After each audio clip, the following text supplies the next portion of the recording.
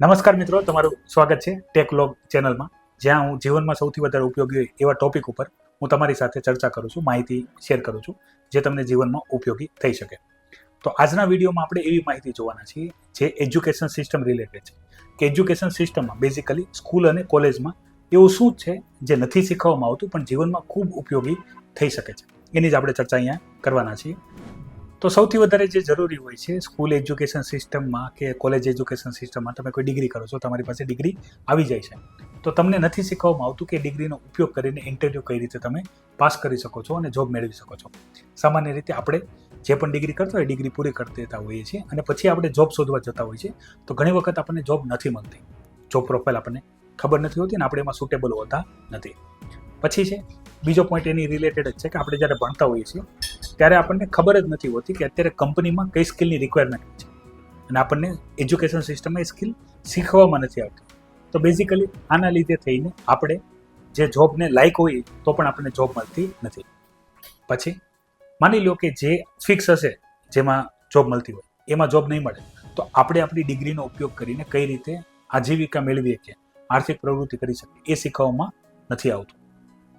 અને સૌથી વધારે મહત્વનું છે, કોઈ કારણોસર તમે મહેનત કરીને આગળ આવી પણ ગયા હોય, તમારી મહેનતથી અથવા રેફરન્સથી અથવા કોઈ પણ રીતે તમને કોઈ જોબ મળી ગઈ હોય, તો એ જોબમાં તમે કઈ રીતે આગળ વધી શકો છો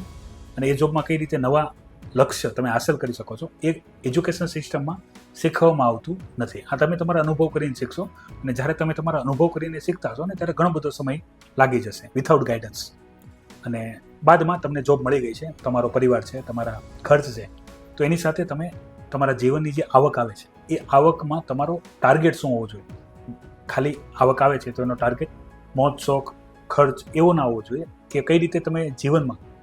ફાઇનાન્શિયલી ઇન્ડિપેન્ડન્ટ થઈ શકો એ માહિતી પણ તમને નથી આપવામાં આવતી. ફાઇનાન્શિયલ નોલેજ જેની અંદર આપણે વાત કરીએ સેવિંગ્સ, ઇન્વેસ્ટમેન્ટ, તો બેઝિકલી બેન્કિંગ સિસ્ટમ, બેંક કઈ રીતે કામ કરે, લોન કેવી રીતે લેવી જોઈએ, ઇન્વેસ્ટમેન્ટ, શેર માર્કેટની અંદર કઈ રીતે ઇન્વેસ્ટમેન્ટ કરવું જોઈએ, શેર માર્કેટમાં કરવું જોઈએ કે ના કરવું જોઈએ, ક્યારે જમીન ખરીદવી જોઈએ, ક્યારે પ્રોપર્ટી ખરીદવી જોઈએ, તો આ બધી માહિતી એજ્યુકેશન સિસ્ટમની અંદર ઇન્ક્લુડ નથી કરવામાં આવતી હોય છે. આના માટે તમે શું કરો છો, તો અલગથી કંઈક ને કંઈક વ્યવસ્થા કરો છો, કાં તો તમે રિસ્ક લ્યો છો, કાં તો કોઈ કે એની સલાહ ઉપર કામ કરો છો, અને કાં તમારા વડીલ જે પહેલેથી માનતા હોય એ માન્યતા માનો. એવું કહેવાય ને, શેર માર્કેટમાં પૈસા ડૂબી જાય છે, તો આના લીધે ઘણી બધી અમુક માન્યતાઓને લીધે તમે એ બેનિફિટ નથી લઈ શકતા હોતા જે હકીકતે તમને મળવા જોઈએ. તો હું શું કરીશ, તો હું તમને બેઝિકલી આની અંદરની જે એજ્યુકેશન સિસ્ટમની અંદરની જે ખામી છે ને, જે તમારે શીખવી જોઈએ અલગથી, એના હું તમને detail video information lecture provide કરીશ. તો આપેલી માહિતી હતી કે એજ્યુકેશન સિસ્ટમમાં શું નથી શીખવતા, તો હવે હું તમને આની અંદર શીખવાડીશ કે કઈ રીતે તમારે ઇન્ટરવ્યૂ, તમારો જે પણ ડિગ્રી કોર્સ હોય ને, તો એનો ઉપયોગ કરીને તમે નોકરી કઈ રીતે મેળવી શકો છો. બેઝિકલી ઇન્ટરવ્યૂની તૈયારી કઈ રીતે કરવાની, ઇન્ટરવ્યૂ પાસ કઈ રીતે કરો, એ માહિતી આપણે સૌથી પહેલાં જોશું. અને આની સિવાય પણ મેં તમને જે પોઈન્ટ જણાવ્યા કે તમને કોઈ પણ જોબ નથી મળતી તમારા ડિગ્રી આધારે, તો તમે કઈ રીતે કયું કામ છે એ કામ કરીને તમે પૈસા કમાઈ શકો. નેક્સ્ટ ઇન્ફોર્મેશન હશે ઇન્ટરવ્યૂ આપીને કઈ રીતે તમે જોબ મેળવી શકો છો અને જોબ મેળવીને કઈ રીતે તમે આગળ વધી શકશો. તો આ માહિતી આજના વિડીયોમાંથી, નેક્સ્ટ વિડીયોમાં આપણે આની સિવાયની માહિતી જોશું.